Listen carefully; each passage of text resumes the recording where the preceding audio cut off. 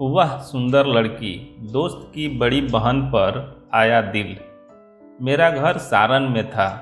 10वीं का इम्तहान देने के बाद आगे की पढ़ाई करने के लिए पिताजी ने मुझे मेरे मामा जी के पास भेज दिया, जो दिल्ली के सब्जी मंडी नामक मोहल्ले में रहते थे।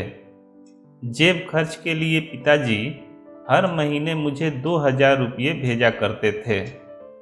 दिल्ली जैसा इतना बड़ा शहर और खुली आज़ादी, मेरे तो मज़े हो गए। कॉलेज जाने के बजाय वे रुपये में मैं फिल्में देखने और दोस्तों के साथ मौज मस्ती करने में खर्च कर देता था।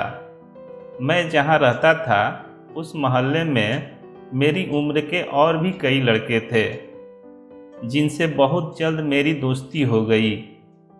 उनमें से मेरा सबसे अच्छा दोस्त था मोहन। रोज़ शाम के समय हम सब क्रिकेट खेलते थे। अपने मामा जी को जब मैं गली में घुसते हुए देखता, तब मैं तुरंत किसी दीवार की आड़ में छिप जाता।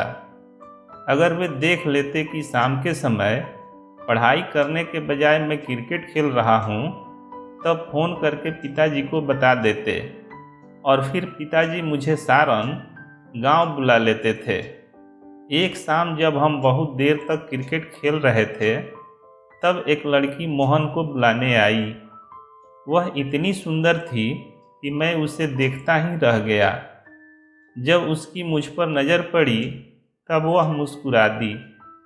उन दोनों के जाने के बाद मेरे पूछने पर मोहल्ले के एक लड़के ने मुझे बताया कि वह लड़की मोहन की बड़ी बहन है। उसका नाम पूजा है और वह सरगम शॉपिंग मॉल में नौकरी करती है।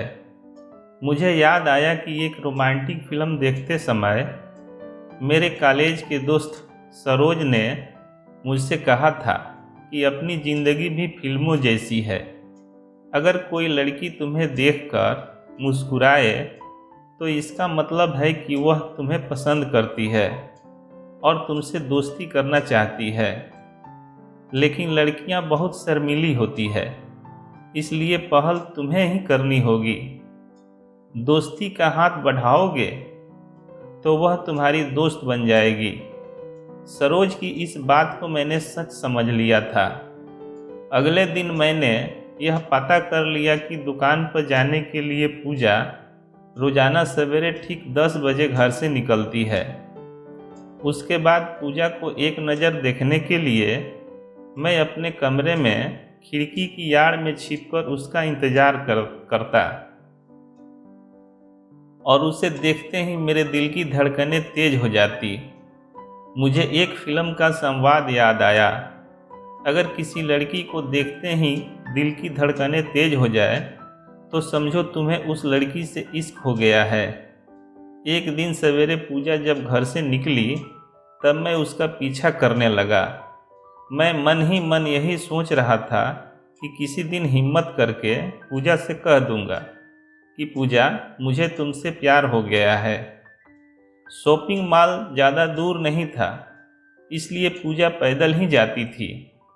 जब वह शॉपिंग मॉल के नज़दीक पहुंची, तब मैं थोड़ी देर वहीं रुककर उसे देखता रहा, फिर अपने कमरे में लौट गया। यह सिलसिला आगे 3 दिनों तक चलता रहा। चौथे दिन जब मैं पूजा का पीछा कर रहा था, तब वह अचानक मुड़ी और मुझे घूरकर देखने लगी। मैं सकपकाकर वापस जाने के लिए मुड़ा तो उसने पूछा, मेरे भाई मोहन के दोस्त हो न तुम?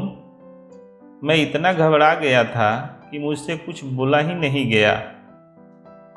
उसने जब यही सवाल दोबारा पूछा, तब मैंने झिझकते हुए कहा, हाँ, मैं मोहन का दोस्त हूँ। क्या नाम है तुम्हारा? प्रकाश। तुम रोज़ मेरा पीछा क्यों करते हो? मुझसे कोई जवाब नहीं बन पड़ा, तो उसने दोबारा पूछा, चुप क्यों हो? बताओ, तुम मेरा पीछा क्यों करते हो? मैंने झूठ मूठ कह दिया, मैं तुम्हारा पीछा नहीं करता हूँ। मुझे अपने लिए कमीज खरीदनी है। इसलिए शॉपिंग मॉल में जाता हूँ।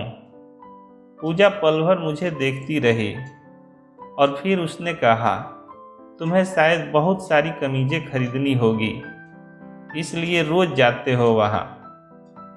बहुत सारी नहीं, सिर्फ 3, लेकिन अब तक मैंने कुछ नहीं खरीदा, क्योंकि जो कमीजें मुझे पसंद आती है वे बहुत महंगी है।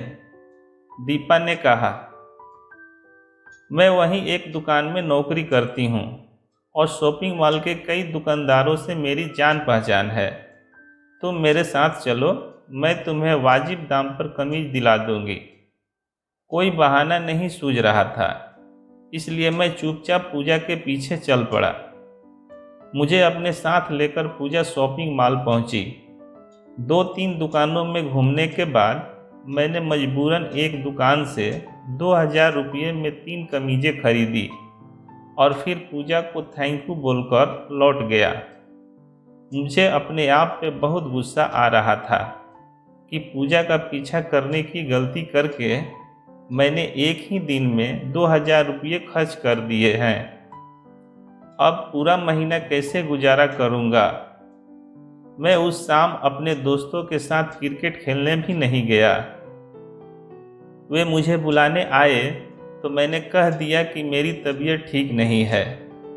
रात के 8 बज गए थे, तभी किसी ने मेरे कमरे का दरवाज़ा खटखटाया। दरवाज़ा खोला तो मैं यह देखकर चौंक गया कि सामने पूजा खड़ी थी। मैं पल भर उसे देखता रहा तो उसने कहा, मोहन ने बताया कि तुम कॉलेज में पढ़ने के लिए यहाँ आए हो और जेब खर्च के लिए तुम्हें हर महीने 2000 रुपये मिलते हैं। क्या यह सच है? मैंने हाँ में सिर हिलाते हुए धीमी आवाज़ में कहा, सच है, लेकिन तुमने तो सारी रकम एक ही दिन में खर्च कर दी। अब पूरा महीना कैसे गुजारोगे? मुझसे कोई जवाब नहीं बन पड़ा, इसलिए मैं खामोश रहा। पूजा ने कहा, आज सवेरे जब तुम मेरा पीछा कर रहे थे तब मैंने भांप लिया था कि तुमने मुझसे झूठ कहा था कि तुम शॉपिंग मॉल में खरीदारी करने जा रहे हो। झूठ कहा था या नहीं? मैंने गर्दन झुकाकर धीमी आवाज़ में कहा, हाँ, झूठ कह रहा था। तुमने जो कमीजें खरीदी है वे मुझे दे दो, मैं दुकानदार को लौटा दूंगी। तुम्हें 2000 रुपये कल सुबह मिल जाएंगे। मैंने ऐसा ही किया। पूजा जाने लगी, फिर उसने मुड़कर कहा, तुम मोहन के दोस्त हो, मेरे छोटे भाई जैसे हो, इसलिए तुम्हें एक सलाह देती हूँ। जी कहिए, मैंने कहा। अगर कोई लड़की तुम्हें देखकर मुस्कुरा दे या तुमसे हंसकर बात कर ले तो यह मत समझना कि उसे तुमसे प्यार हो गया है या वह तुमसे दोस्ती करना चाहती है। लड़कियों और औरतों की इज्जत करना सीखो। मैंने शर्मिंदगी से कहा, मुझे माफ़ कर दीजिए, फिर ऐसी गलती कभी नहीं करूँगा। पूजा पल भर मुझे देखती रही और फिर चली गई।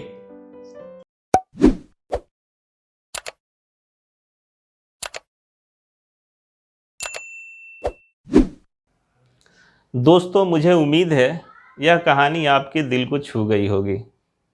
ऐसे ही सीधे दिल तक उतर जाने वाली कहानियाँ सुनने के लिए आप हमारे चैनल प्रकाश वाइज से जुड़ सकते हैं। इस चैनल से जुड़ने के लिए चैनल को सब्सक्राइब कीजिए और कहानी पसंद आई हो तो लाइक, शेयर और कमेंट करना बिल्कुल भी मत भूलिए और साथ ही बेल आइकन को ऑल पे प्रेस कीजिए। हमेशा की तरह कहानी पूरी सुनने के लिए आपको बहुत बहुत धन्यवाद।